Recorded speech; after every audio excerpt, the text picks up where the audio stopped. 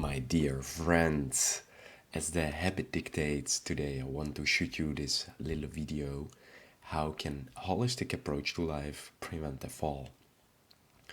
As you know, for some of you, and apologies, my voice it's a bit morning crumbling, but just what I want to tell you is that really approaching your life holistically has such a massive advantage, and many people don't realize it because human beings have this one flaw, and that's we don't take enough time to prevent stuff and research and make sure that we don't step into the pothole, but we start dealing with stuff when we step in the pothole, when our health breaks, when our body aches, when our when we feel depressed, when we feel sad.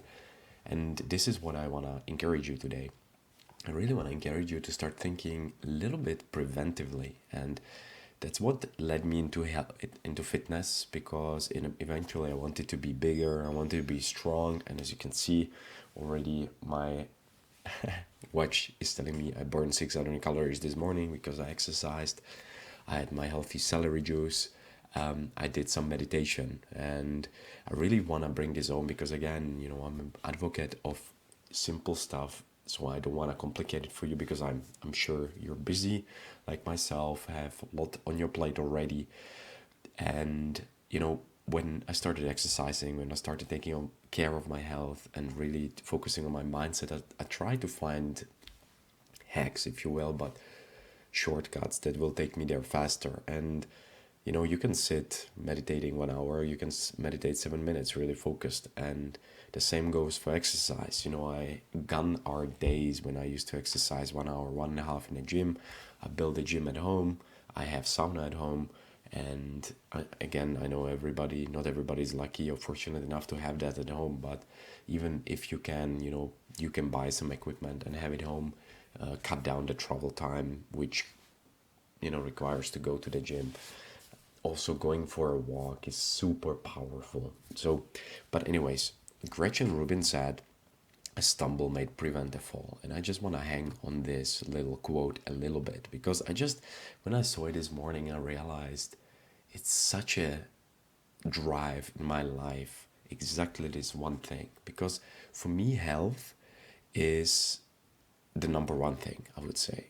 I hate to be sick, and I don't really like, lying in bed for 3 weeks. And it's been a very long time since I've been sick. And, sometimes I get sniffles, sometimes I get a little achy throat. But with the way I live, the way I take care of myself and treat myself, oftentimes, the recovery is really fast. And I've been able to dedicate more time to things that I'm passionate about, whether that's, my family, whether that's my business, whether that's, my work, or traveling around, because a lot of people, and I know that Dr. Amen talks about this a lot because he's the neuroscientist, and I think he has, and I might butcher it, done about 100, 150, 200,000 brain scans, and he said Alzheimer, for example, starts 30 years before we notice it. And I'm particularly sensitive to this one because we've had cases in our family around Alzheimer and also cancer.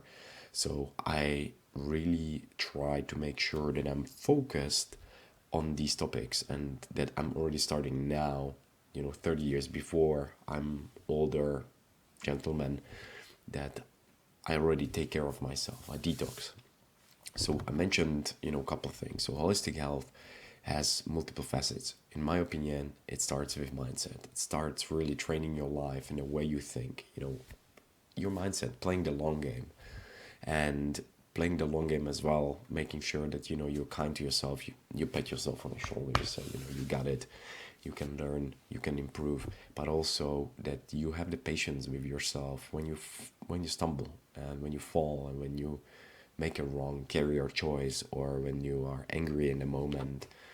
I want to encourage you to really work on your mindset, work on the thoughts, study your brain, journal. I think it's a massive action for a lot of people out there, an easy therapy, how you can discover a lot about yourself. Then really it's about training your body, and we already touched on that. Training your body can be anything everybody and different things for everybody. So it can be from, going for a walk, like I said this morning, exercising, making sure you do some stretching, some yoga. Ideally, you do all of these things because it will stack up. Because, we are sedentary, like you see, I'm sitting. You also probably, unless you're moving a lot, you're sitting a lot, which has a lot of strain on your back, and we don't sit always optimally. So I encourage you to exercise because that's how actually I built a huge energy reservoir to really build my health. And lastly, train your health. I think it's really time in our world, and I think many countries realize that with all the vegan, vegetarian, pescatarian movement, to start eating healthier, which means there are way more options for us to start doing what is good for our body. So do what feels good.